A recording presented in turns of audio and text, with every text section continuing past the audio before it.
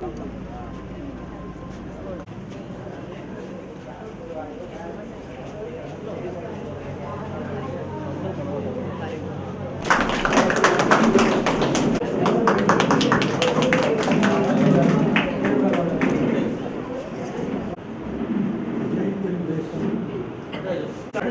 మాట్లాడి లంచ్కి వెళ్దాం.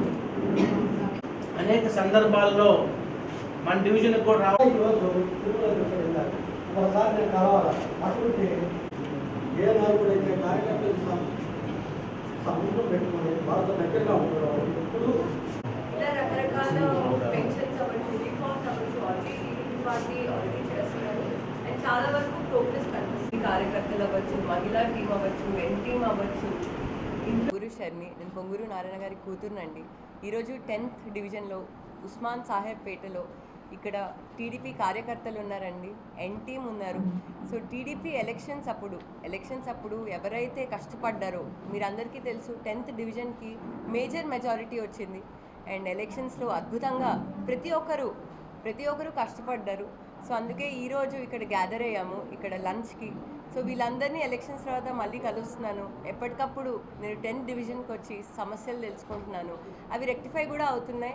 చాలా వరకు అభివృద్ధి జరిగింది పనుల విషయంలో. సో అందుకే ఈరోజు ఈ గ్యాదరింగ్ అండి, చాలా సంతోషంగా ఉంది. సో అందరితో కలిసి నేను ఈరోజు ఇక్కడ లంచ్ చేయబోతున్నాను. దీనికి తిరుమలనాయుడు గారికి నా ధన్యవాదాలు. తిరుమలనాయుడు గారు కూడా చాలా బాగా కష్టపడ్డారు కాబట్టే, చాలా మంచి లీడర్ కాబట్టే ఈరోజు 10th డివిజన్ ఇంత మెజారిటీ వచ్చింది. అండ్ 10th డివిజన్లో ప్రతి ఒక్కరూ సంతోషంగా ఉన్నారు.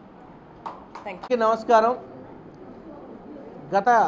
గడిచినటువంటి 2024 సార్వత్రిక ఎన్నికల్లో పొంగూరు నారాయణ గారి విజయం కోసం 10వ డివిజన్లో మేడం గారు గడపకు తిరిగి కూడా మా నారాయణ గారు గెలిపించండి, గెలిచిన తర్వాత ఈ అభివృద్ధి కార్యక్రమాలు మేము చేస్తాము, దానికి బాధ్యత నేను తీసుకుంటానని చెప్పేసి కూడా మా డివిజన్లో ఉన్నటువంటి ఓటర్లందరికీ కూడా మేడం గారు చెప్పడం జరిగింది.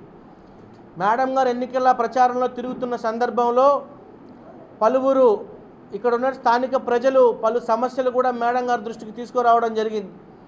గత 5 ఏళ్లుగా మాకు రేషన్ కార్డు లేదనో, పెన్షన్ను మాకు తెలుగుదేశం పార్టీ సానుభూతి పరులుగా ఉండడం వల్ల పెన్షన్ కొట్టివేశారనో, లేకపోతే మేము టీడీపీ సానుభూతి పరులు కాబట్టి మాకు ఇల్లు రానికుండా చేశారనో, మా ఇంటి ముందు స్ట్రీట్ లైట్స్ లేవనో, గడిచిన 5 ఏళ్ల ప్రభుత్వం ఏదైతే పరిపాలించిందో వాళ్ళు ప్రజల సమస్యలు గాలికి వదిలివేశారని చెప్పి మేడం గారికి చెప్పిన సందర్భంలో, ఏదైతే మేడం గారు మా ప్రభుత్వం వచ్చిన తర్వాత ఇక్కడ ప్రజలందరికీ కూడా అందుబాటులో ఉంటూ వారి సమస్యలను పరిష్కరించే విధంగా నేను ఉంటానని చెప్పి వాళ్ళ నాన్నగారి తరపున ప్రామిస్ చేసిన సందర్భంలో అత్యంత మెజారిటీతోటి 10వ డివిజన్ చరిత్రలో ఎప్పుడు కూడా లేనటువంటి 3400 ఓట్ల మెజారిటీతోటి ఇక్కడ ప్రజలు నారాయణ గారికి పట్టం కట్టారు.